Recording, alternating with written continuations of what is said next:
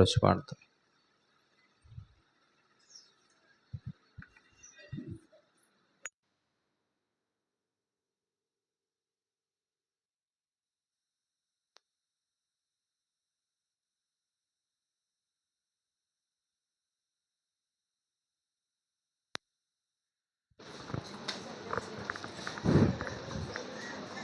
ఆహా మహాత్మా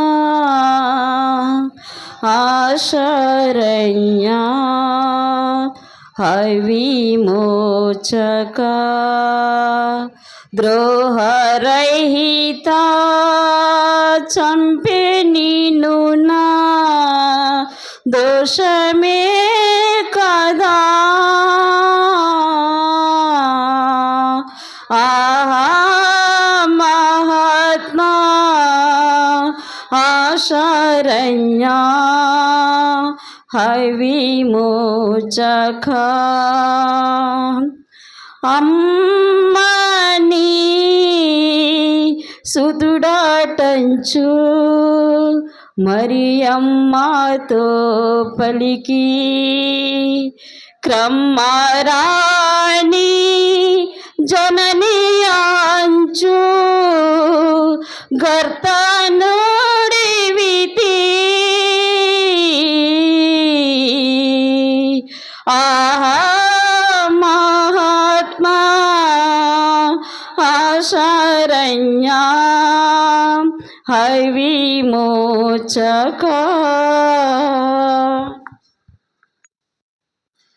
వాక్యపట్నం యోహాను సువార్త 19వ అధ్యాయము 26, 27 వచనాలు. అజయ్ వచ్చి చదువుతాడు.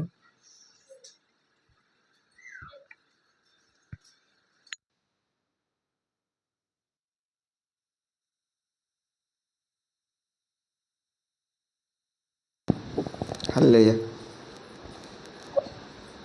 యోహాను సువార్త 19వ అధ్యాయం 26, 27. యేసు తన తల్లియు తను ప్రేమించిన శిష్యుడి దగ్గర నిలుచుచుండ చూసి, అమ్మా, ఇదిగో నీ కుమారుడు అని తన తల్లితో చెప్పి, ఆ గడియ నుండి ఆ శిష్యుడు ఆమెను తన ఇంటికి చేర్చుకుని పరిశుద్ధి. ప్రార్థన చేద్దామండి. సుబ్బారావు గారు వచ్చి ప్రార్థన చేస్తారు.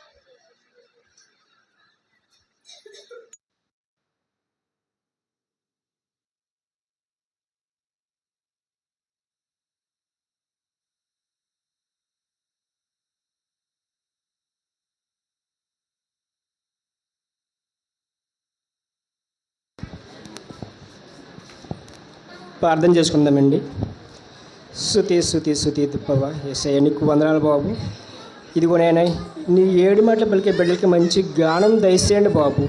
ఇదిగో తండ్రి, నాకంటే ముందుగా చేసే ప్రార్థనలు నీ పాదంతికి చేర్చుకోండి తండ్రి. యేసయ్య ఇదిగో నాయన మా కోసమే నాయన, మా బిడ్డల కోసమే ఎన్నో శ్రమలు ఇబ్బందులు ఎదుర్కొన్నావు నాయన. యేసయ్య చిలువు భారం ఎక్కువ నాయన. అవును నాయన, నిన్ను కొడుతుంటే నాయన మాంసం ముద్దలే వచ్చాయి తండ్రి నా యేసయ్య. అవును నాయన, ఒక బందిపొడి దొంగ వచ్చి నాయన నేను ఎన్నో మాటలు అన్నారు తండ్రి యేసయ్య. నాయన ఒక దొంగ నేను చూసి మారబడ్డాడు తండ్రి యేసయ్య. అటు ఇదిగో బతిగా భాగ్యం మాకు అందరికీ దయచేయండి దేవా. నాయన ఇదిగో నాయన మా సంఘ బిడ్డలు ఇంకా మారాలని కోరుతున్నాం తండ్రి యేసయ్య. ఈ 40 దినాలు అయినా నేను నీ వాక్య మాటలు ఎన్నో విని నాయన ఎంతో మారు మనిషి పొందారని నమ్ముతున్నాం బాబు. నాయన అటు ఇదిగా అందరికీ భాగ్యం దయచేయండి బాబు. నాయన ఇదిగో నాయన యేసయ్య, మరి యేసయ్య నీకు వందనాలు తండ్రి యేసయ్య. నీ నాయన నీ కుమారుని పిలిచిన ఆయన యేసయ్య నీ తల్లికి అప్పచెప్పామని చెప్పారు తండ్రి యేసయ్య. నాయన అటు ఇదిగా నాయన అందరికీ నాయన అటువంటి భాగ్యం బతుటికి దయచేసిన ఆయన నీకు వందనాలు బాబు. నాయన ఎన్నో శ్రమలు ఇబ్బందులు ఎదుర్కొన్నావు తండ్రి. నువ్వు పొందిన శ్రమలు మేము ఎంతో చిన్నవి తండ్రి యేసయ్య. నాయన ఎన్నో కష్టాలు ఎదుర్కొన్నావు తండ్రి యేసయ్య. నీకు వందనాలు బాబు. నాయన నిన్ను పిడిగుద్దులు గుద్దారు నాయన యేసయ్య. నాయన నేను కొట్టిన దెబ్బలు నాయన ఎన్నో బాధలు అనుభవించావు తండ్రి నా యేసయ్య. నీకు వందనాలు బాబు. నాయన నీకే వేలాది వందనాలు స్థుతులు నాయన యేసయ్య. నీకు వేలాది వందనాలు నాయన. స్తోత్రం నాయన. పరిశుద్ధుడు దేవ, ఆశ్చర్యకరుడు నాయన. నాయన నువ్వు ఎక్కునవి నాయన, నేను చిలువు భారం ఎంతో నాయన బరువైన భారం నీ మీద మోసారు తండ్రి యేసయ్య. మా కొరకు నాయన, మా పాపాల కొరకు యేసయ్య. నీకు వందనాలు బాబు. నాయన ప్రతి ఒక్కరినైనా దీవించి ఆశీర్వదించు బాబు. ఇగో నా కొద్ది పాత్ర తప్పులు పొరపాటు క్షమించమని నజరేడైనా కీస్తున్నాడు అడుగుతున్నాం పరమ తండ్రి. ఆమేన్. 3వ మాట వాక్య సందేశం హేమపుష్ప గారు వచ్చి వివరిస్తారు. 15 నిమిషాలు.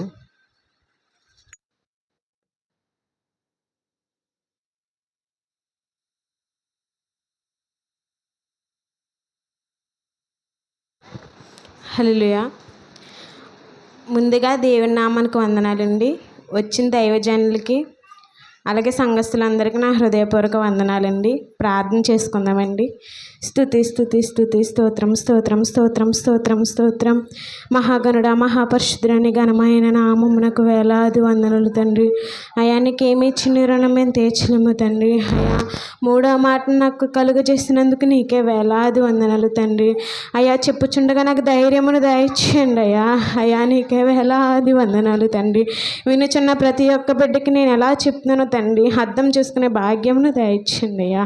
అయా ఈ చిన్న ప్రార్థనని సంధికి చేర్చుకుని మిక్కిల పాపంని అడిగి వేడుకుంటున్నాను నా పరమ తండ్రి. ఆమెన్.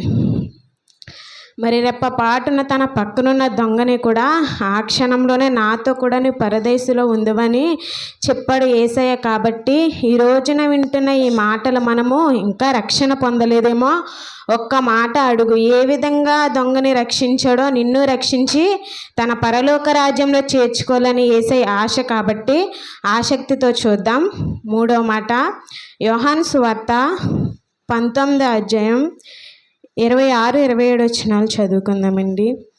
యేసు తన తల్లియు తను ప్రేమించిన శిష్యుడును దగ్గర నిలుచుంట చూచి, అమ్మ ఇదిగో నీ కుమారుడు అని తన తల్లితో చెప్పెను. తరువాత శిష్యుని చూచి, ఇదిగో నీ తల్లి అని చెప్పెను. ఆ గడియ నుండి ఆ శిష్యుడు ఆమెను తన ఇంట చేర్చుకొనెను. ఈ మాట ద్వారా మనం ఏం అర్థం చేసుకోవాలంటే ప్రభువు అయిన యేసుక్రీస్తు చాలా నిత్య స్థితిలో ఉన్నారు కదండి. ఏమి చేయలేని పరిస్థితి, కిందికి దిగిరాలేని పరిస్థితి అయినప్పటికీ ఆయన బాధ్యతను ఆయన విడిచిపెట్టలేదండి. మూడో మాట ద్వారా మనం ఏం అర్థం చేసుకోవాలంటే మొదటిగా ఆయన ప్రేమని, రెండవదిగా ఆయన బాధ్యతని, మూడవదిగా ఆయన సంబంధాన్ని. మొదటగా ఆయన ప్రేమ ఎంత గొప్పదండి. ఎన్ని పాటలు రాస్తున్నా సరిపోతలేదు కదండి. ఈ జన్మంతా వర్ణించినా సరిపోతలేదు కదండి. కాబట్టి అటువంటి ప్రేమ మన మీద యేసయ్య కలిగి ఉన్నాడు. కాబట్టి మూడో మాట ఇదిగో నీ తల్లి అని యోహానును యేసయ్య ఎరిగి ఉన్నాడండి. యేసయ్యకి తెలుసు కదండి, ఆయనకు సమస్తము తెలుసు కదండి. మనం ఏమి తలంపు కలిగి ఉన్నామో, ఏమి ఆలోచిస్తున్నామో ఆయనకు సమస్తము తెలుసు. కాబట్టి యేసయ్య యోహానుని దగ్గరగా చూచాడండి. ఈయనైతే నా ప్లేసులో బాగుంటుందని యేసయ్య గ్రహించి యోహాను తన తల్లికి అప్పగించాడండి. అదేవిధంగా ఆ తల్లిని పిలిచి నీ కుమారుని యొక్క బాధ్యత యోహాను భరిస్తాడని తన తల్లితో చెప్పుతున్నాడండి. యేసు తన తల్లియు తను ప్రేమించిన శిష్యుడు దగ్గర నిలుచుండట చూచి, అమ్మా ఇదిగో నీ కుమారుడని తన తల్లితో చెప్పాను. తల్లి అనే మాటకి తెలుగులో అమ్మ అని అంటాం, ఇంగ్లీష్లో మదర్ అని అంటాం, గ్రీకు భాషలో గైనయ్ అని అంటాం. అమ్మ అనే మాటకి గైనయ్ అనే అర్థం. ఆ పరిస్థితిలో ఉండి కూడా తన ప్రేమను చూపకుండా ఉండలేదండి. ఎంత ప్రేమిస్తున్నాడంటే మనం అందుకే చెప్తా ఉంటాం కదా, యేసయ్య ప్రేమామయుడు. ప్రేమకు నిలువెత్తి నిదర్శనం ఎవరనంటే యేసయ్య అని మనం చూస్తూ ఉంటాం. ఆ నిశ్చయ స్థితిలో ఉండి కూడా యేసయ్య తన ప్రేమను విడిచిపెట్టలేదండి. ప్రభువైన యేసుక్రీస్తు గారు ఉన్నారు కదండి, తల్లి మరియా ఉంది కదండి. జన్మనిచ్చిన తర్వాత 4 కుమారులు ఉన్నారండి. వారి పేర్లు కూడా రాయబడి ఉన్నాయి. మత్తయి సువార్త 13వ అధ్యాయం 55, 56 చదువుకుందామండి. ఇతడు వడ్లవాని కుమారుడు కాడా? ఇతని తల్లి పేరు మరియా కాదా? యాకోబు, యోసేపు, సీమోను, యూదా అని వారు ఇతని సహోదరులు కాదా? ఇతని సోదరీమణులందరూ మనతోనే ఉన్నారు కాదా? చాలు. ప్రభువైన యేసుక్రీస్తు కాకుండా మరియా గారికి 4 కుమారులు ఉన్నారండి. అంటే యేసు ప్రభుకి తమ్ముళ్ళు కదండి. వారు ఉన్నప్పటికీ యేసయ్య యోహాన్ని ఎందుకు అప్పగించాడంటే తన తల్లిని యేసయ్య అమ్మ నేను చనిపోతాను అని యేసయ్య అనట్లేదండి. ఆయన సిలువ పైన ఏడవట్లేదండి. తన యొక్క బాధ్యత ఏదైతే ఉందో తన బాధ్యతను ఒక కుమారునిగా తన బాధ్యతను నిర్వర్తిస్తున్నాడండి. హల్లెలూయా. తన ప్రేమను చూపిస్తున్నాడండి. తన బాధ్యతను కూడా నిర్వర్తిస్తున్నాడండి. విడిచిపెట్టలేదండి. తన తల్లిని ఎందుకంటే నేను మరణమై సమాధి చేయబడిన తర్వాత 3వ రోజున లేచి ఆరోహణమైపోతాను, ఈ లోకంలో ఉండను అని అనట్లేదండి. యోహాన్ నమ్మకస్తుడండి.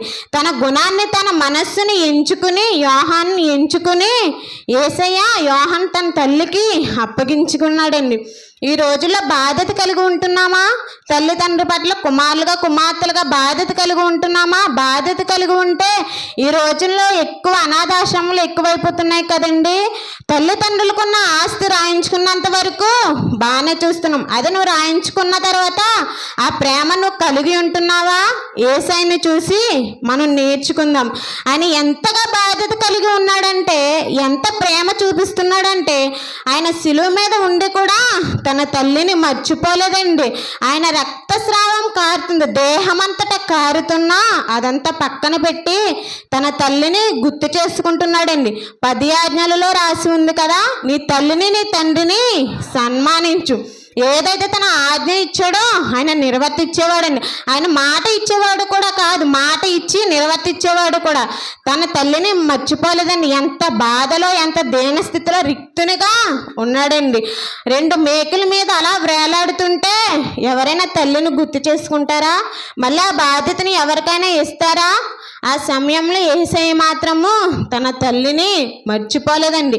ఎంతగా ప్రేమిస్తున్నాడంటే యేసయ్యకి తెలుసు తన గురించి ఎంత శ్రమ తీసుకుందో, ఎంత బాధ్యత తీసుకుందో. కన్యక గర్భవతి అయి కుమారుని కరింది మరియా. కాబట్టి ఎంతమంది ద్వారా హింసలు పడ్డదో, నానా విధాలు పడ్డది కదండి, ఎంతగానో అనుభవించింది. యేసయ్యకు తెలుసు కాబట్టి ఆ సమయంలో తన తల్లిని విడిచిపెట్టలేదండి. బాధ్యత కలిగి ఉండాలండి. ఏదో డబ్బు కోసమో తల్లిదండ్రులను ప్రేమించడం కాదండి. నేను మీకు చిన్న విషయం చెప్తాను. ఒక కుమారుడు ఉన్నాడంటండి, తన తల్లిని నడి రోడ్డు మీద విడిచి వెళ్ళిపోయాడంటండి. ఇంకా తల్లి నా కుమారుడు వస్తాడు వస్తాడు వస్తాడని రోజులు తరబడి చూసింది, కానీ ఆ కుమారుడు రావట్లేదండి. ఆ కుమారుడి యొక్క ఆలోచన ఏంటి? ఇంకా నా తల్లిని వదిలిపెట్టాలి అని ఆ కుమారుడు ఆలోచన. కానీ ఆ కుమారుడు తన తల్లిని, ఆ తల్లి ఎంతో వెయిట్ చేసిందండి. నా కుమారుడు వస్తానని రోజులు తరబడి చూసింది, కానీ ఆ కుమారుడు రాలేదండి. ఆ కుమారుడు యొక్క ఆలోచన ఏంటి? నా తల్లిని వదిలించుకోవాలి. కుమారుడా, నీవేదైతే విత్తనం విత్తుతావో అదే పంటని కోస్తావు. కాబట్టి తల్లిదండ్రులను మనం ప్రేమించాలండి. యేసయ్య మనకు మాదిరి. అలాగే ప్రేమను, బాధ్యతను, సంబంధాన్ని కూడా గుర్తు చేసుకుందామండి. నూతన బంధుత్వాన్ని ఆయన ఇచ్చాడండి. 2 కొరింథీయులు రాసిన పత్రిక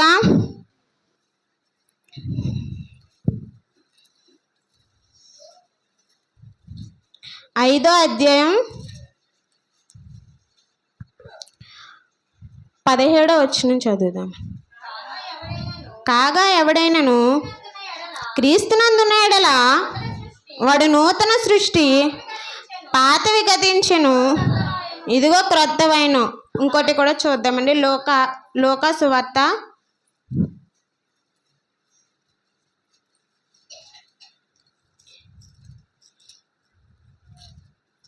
8వ అధ్యాయం 19-20 కూడా చూద్దాం. ఆయన తల్లియు సహోదరులను ఆయన యొద్దకు వచ్చి జనులు గుంపుగా ఉండుట చేత ఆయన దగ్గరకు రాలేకపోయారు. అప్పుడు నీ తల్లియు నీ సహోదరులను నిన్ను చూడగోరు వెలుపల నిల్చున్నారు, ఎవరు ఆయనకి తెలియజేసిరి. ఏంటండి ఈ మాట? అంటే తల్లి అంటే సహోదరులు అంటే ఆయనకు ప్రేమ లేదని అర్థమా? కాదండి. ఆయన తల్లి సహోదరులను ఎంతగానో ప్రేమిస్తున్నాడండి. ప్రాముఖ్యంగా అతనికంటే ఎవరైతే ప్రేమిస్తున్నారో అతని కంటే ప్రాముఖ్యంగా ఆయన ప్రాధాన్యత ఇస్తున్నాడండి. ఎవరైతే తన యందు ఉంటారో, ఆయన మాటలందు నిరీక్షణ కలిగి ఉంటారో వాళ్ళకి ఇంకా ఎక్కువగా ఇస్తున్నారండి. మనం ఇందాక చదువుకున్నాం కదా, ఎవడైనా క్రీస్తునందున్న యెడల వాడు నూతన సృష్టి. నూతనంగా మనల్ని బంధుత్వాల్ని కలుగు చేస్తాడు, ఆయనలో కలుపుకుంటాడు. నూతన బంధాలని యేసే ఏర్పరిచేవాడు. మూడో మాట ద్వారా మనం ఏం నేర్చుకున్నామండి? ఒక ప్రేమని, ఒక బంధుత్వాన్ని, ఒక బాధ్యతని కలిగి ఉండాలి. యోహాన్ తన తల్లికి అప్పగించాడండి. యేసయ్య నిత్య స్థితిలో ఉండి కూడా తన తల్లిని మర్చిపోలేదండి. ఎంత ప్రేమ కలిగి ఉన్నాడండి, ఎంత బాధ్యత కలిగి ఉన్నాడండి, ఎంత సంబంధాన్ని కలిగి ఉండాలండి. ఈరోజు నువ్వు నేను అలా ఉండాలని కోరుకుంటూ ఈ చిన్న మాటలు దేవుడు దీవించిన గాక ప్రార్థన చేసుకుందాం. స్తుతి స్తుతి స్తుతి స్తుతి స్తోత్రం స్తోత్రం స్తోత్రం స్తోత్రం స్తోత్రం స్తోత్రం. అయా మహాగణుడ మహాపరిశుద్ధుడ, నీకే వేలాది వందనాలు తండ్రి. అయా నీకే వేలాది వందనాలు స్తోత్రములు చెల్లించుకుంటున్నాను తండ్రి. అయా ప్రేమను, బంధుత్వాలను, బాధ్యతలను మాకు చూపించవయ్యా. మేము అటువంటి ప్రేమ కలిగి ఉండడానికి సహాయం దయచేయండి తండ్రి. అయ్యా నువ్వు అంత నిత్య స్థితిలోకి ఉన్నా కూడా తండ్రి, అయ్యా మమ్మల్ని జ్ఞాపకం చేసుకున్నావంటే, అయ్యా తల్లిని జ్ఞాపకం చేసుకున్నావంటే నీకే వేలాది వందనాలు తండ్రి. అంత బాధలో ఉండి కూడా తండ్రి, అయ్యా నువ్వు మర్చిపోలేదయ్యా. తన దేహం అంతటా రక్తస్రావం కారుతున్నా తండ్రి, అదంతా పక్కన పెట్టి తండ్రి మళ్ళీ నీ బాధ్యతను తండ్రి అయ్యా యోహాను గారికి అప్పు చెప్పారయ్యా. నువ్వెంత గొప్ప దేవుడు అయ్యా, నువ్వెంత ప్రేమ కలిగి ఉన్నావయ్యా తండ్రి, ఎంత బాధ్యత కలిగి తండ్రి, ఎంత సంబంధాన్ని గుర్తు చేసావయ్యా. అయ్యా నీకేమి చిన్న రుణం మేము తీర్చలేము తండ్రి. అయ్యా నీకే వేలాది వందనాలు స్తోత్రములు చెల్లించుకుంటున్నాను తండ్రి. అయ్యా నేనేమైనా ఈ మాటలు తప్పు చెప్పుంటే నన్ను క్షమించండి తండ్రి. అయ్యా ఈ చిన్న ప్రార్థనని సన్నిధి చేర్చుకుని మిక్కిలి పాపని అడిగి వేడుకుంటున్నాను నా పరమ తండ్రి. ఆమెన్.